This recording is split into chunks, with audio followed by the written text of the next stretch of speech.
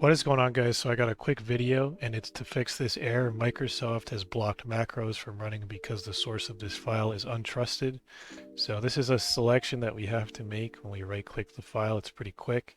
What this is, Microsoft basically added something to Excel that doesn't let you run macros on it when you download a file from the internet, unless if you right click and select a specific option that marks it as safe.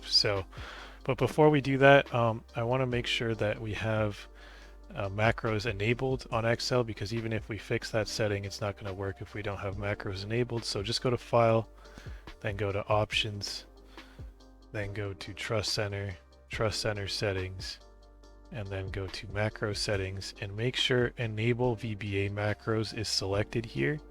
And that's all you have to do. You just click OK. Click OK. Now I can close this file. And then we can go and right click on it. So it's in my downloads here. And then when I right click on this file, I'll go on properties. And this is the magic option right here. This file came from another computer and might be blocked to help protect this computer. If you know it's safe and you trust the macros that can run on this file, click on block, click apply, you can click OK. And now when I go in here, you'll see the red thing is no longer there, so there's no more problem. And now when I click this button, actually, let me delete these values. Now when I click this button, macros actually run on this page. So that's how you fix it, guys. Hopefully you found this video helpful. If you did, please drop a like and don't forget to subscribe. Thanks for watching.